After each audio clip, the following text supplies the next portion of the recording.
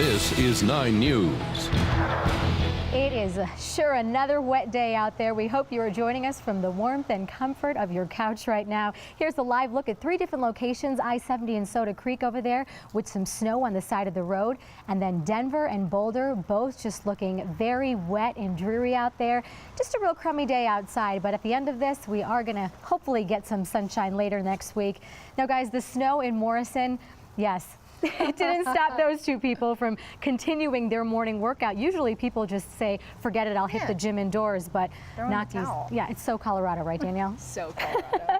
Well, welcome to 9 News at noon. I'm Colleen Ferrer along with Danielle Grant today. Great to be with you, Danielle. We just want to let you know that Fix This is going to be back next week at 11 at noon, but today, Danielle and I really wanted to help you navigate this weather, get you through the what day, we're in store for, Danielle. through the weekend, too. I know a lot of events going on and stuff, and people are saying, can I get out and about? I know, Mother Nature, come on. I know, right? We're huddled under the umbrella, and that's probably going to be the theme for you, too, if you're heading out anytime this afternoon, as the storm system is just really sitting right over the city. This is our view of downtown Denver. Traffic slow along I-70, and the raindrops, the snowdrops, all sticking to the camera lens. And out there in Boulder, looking at some steady snowfall coming down. Visibility has been tough, really up and down the interstate. We still have our travel advisories in place. Winter storm warnings out to the west until midnight this evening, and the winter weather advisory for much of the western slope. You can see the center of this storm down in southeastern Colorado, whipping up all of that snowfall. Pretty heavy at times, actually, up and down the I-25 corridor, Pueblo, Colorado Springs, up through Castle Rock, and here in downtown Denver, some steady snow, and all of that coming down as rain in Fort Morgan and north and east along I-76. The rest of the day, I'd anticipate just this wet, sloppy snow continuing. I think temperatures warm just a bit, 5, 6 p.m. So you might actually see rain if you're around the city. Look for mostly cloudy skies and the snowfall intensifying later on tonight across the I-76 corridor as the center of this low pushes into Nebraska. Temperatures right now hovering in the low 30s, and I think we stay there all day long. Tracking some steady showers pretty much off and on throughout the day. Coming up, I will let you know how much snowfall I anticipate here in the metro area, and then of course a look ahead to the weekend. Right now it looks like this storm system will be affecting us, kind of bringing us some cool showery weather. But Colleen, once we get past this weekend, all eyes toward next week and all eyes on some 70s and maybe 80s. You piqued my interest with 80s. I know. 80s, huh? Sunshine? Yeah, I'm into it. Danielle, I think for now, this weekend, it's Mother Nature's way of saying stay in and get that spring cleaning done. All right, if we must. Thanks, Danielle. Well, in the mountains west of Denver, more snow will mean more cleaning. And for some of those small towns, these late season storms are really becoming hard to deal with. 9 News Mountain Newsroom reporter Matt Renew joins us live from Georgetown. Matt, places with small budgets are really having a hard time keeping up with all this snow.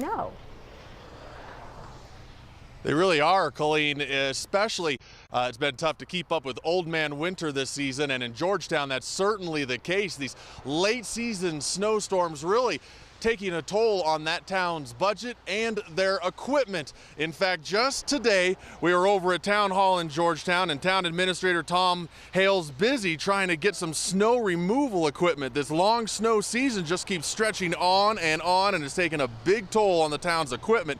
Many of the plow trucks have broken down after all the use, and has left only a few to deal with these big April snowstorms.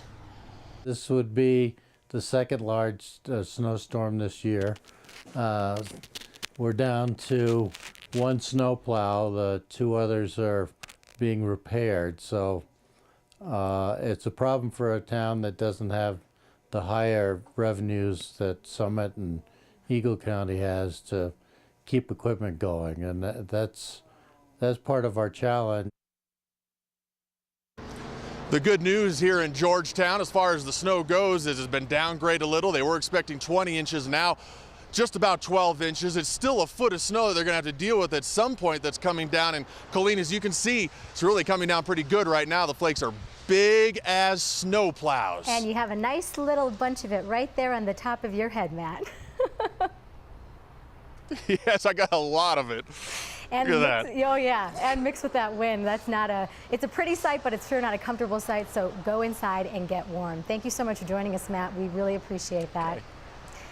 Well, it is sentencing day for Dinah Lane. She is the Longmont woman convicted of attacking a pregnant woman and taking her unborn baby.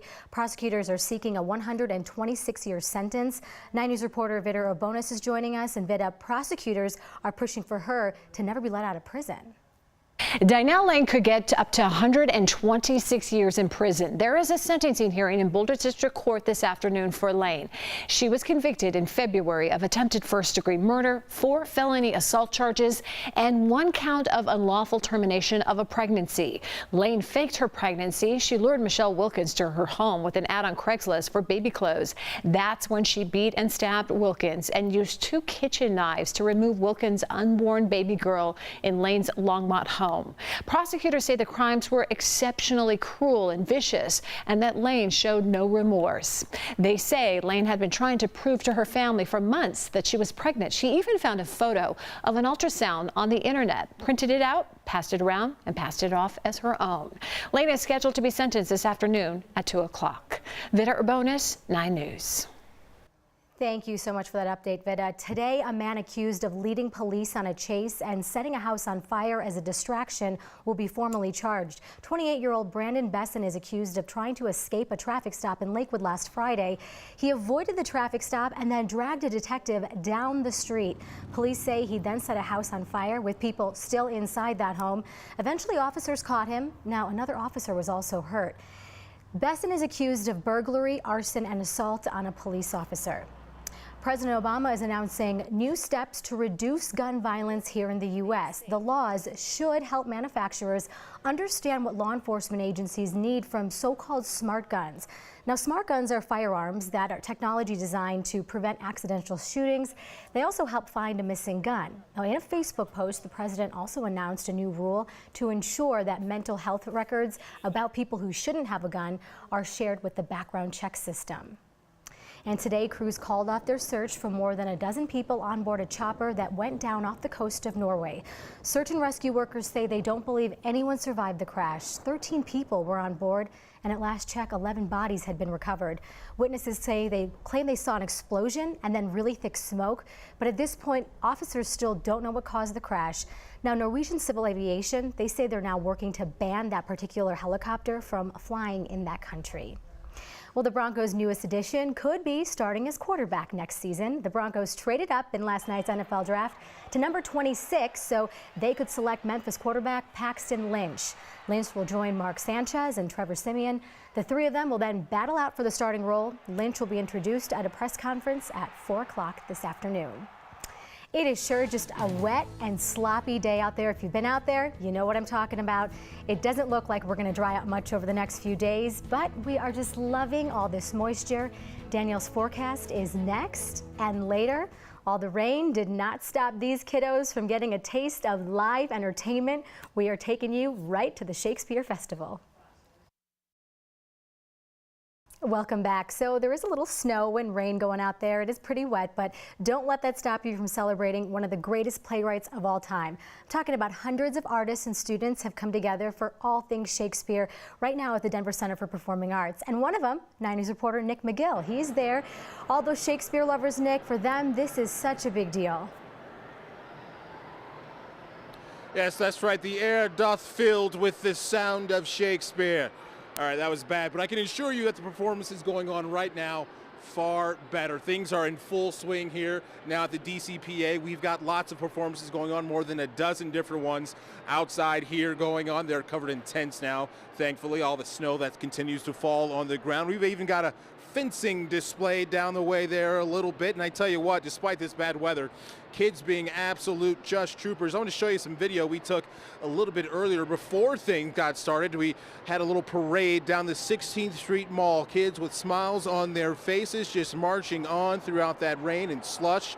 And I got to tell you, it was the parents we found who were complaining the most about the weather. The kids, they thought it was the greatest thing ever, and those good attitudes are what's certainly carrying them through this long afternoon of performances. Now, the actual plays will end around 3 o'clock, but at 4, there's the Shakespeare After Fest, and there'll still be plenty of events, vignettes, free paintings going on, all for free. So if you miss the performances, you can still come down here and enjoy some Shakespeare here in the park if you will. As I mentioned, though, you might want to bring down a coat, gloves, hat, a space heater, some hand warmers, anything you can. It is cold out here, which is making me fall even more in love with some of these kids. They are real troopers, sustaining this weather here and still delivering some very good performances. So come on down, join us on an afternoon-long event. If not, come by at 4 for the Afterfest.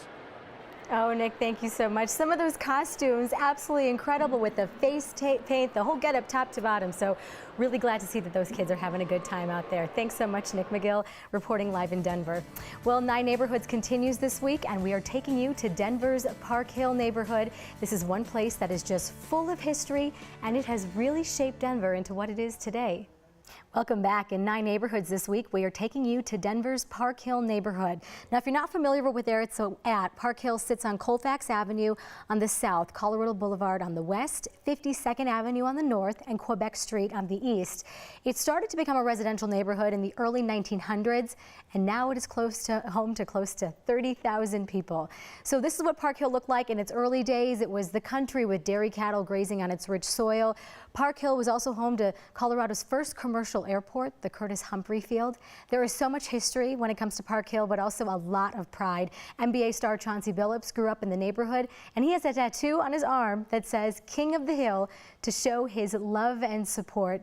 He just loved that neighborhood, and now he's showing his support. So guys, every week we are featuring a different neighborhood to give you a taste of each community and kind of show you the people that live there. So stay tuned for next Friday for another part of 9 Neighborhoods. We are heading west next Friday. All right, it is a type of hacking called ransomware, and some are calling it an epidemic. Hackers take over files and hold them hostage until owners pay up to regain access. Mark Berger goes into the growing instance of these attacks and how you can protect yourself. Whether it's your phone, your computer, or Bluetooth device, they could be targets for ransomware from hackers. It's not an annoying pop-up. It's not that they install a software program that you don't want. They've really actually taken all of your stuff away from you, and they're not going to give it back unless you pay. That could mean paying hackers several $100 to restore access to family photos or other important files and documents. It's become a multi-million-dollar threat. McAfee, for example, has seen it as much as triple in the last few years. An extreme case took place in February. Hackers got $17,000 from Hollywood Presbyterian Medical Center after taking over its systems. Such big paydays are inspiring hackers to target other hospitals, schools, and law enforcement agencies. This software does not have to be sophisticated. A lot of these things are actually sold on an open market. To guard against ransomware yourself, start by updating your security software and being cautious with email links and attachments. Backing up your files are critical. It was important before this showed up, and it's even more important now. But whether it's to the cloud or to an external hard drive, make sure your computer is disconnected from it in between backups. That way, if ransomware does strike, you can wipe your computer clean and restore everything from the backup. The effort you spend on protection could save money spent on ransom. Mark Barger, NBC News. So here's the thing, some people think they are totally safe with Apple computers, but Macs have also been successfully targeted with all of this with recent ransomware. So guys, if you've been outside today, you know it's real messy out there. So when we come back, Danielle's going to have a final look at the weather. Welcome back. Are you ready for the cool factor of the day? Yeah, I want to see it. You got to take a look at this because this is definitely not your typical train. This is Japan's newest art exhibit. Yes, art exhibit. So it hit the tracks today. And it's so neat. Look at that. Oh, it's called the Running Art Museum, and it's decked out all with this eye-popping art, 6 cars. It shows off modern works like 3D images and paintings. It's going to run in the northwestern part of Japan, so it's kind of like a museum on wheels. Literally.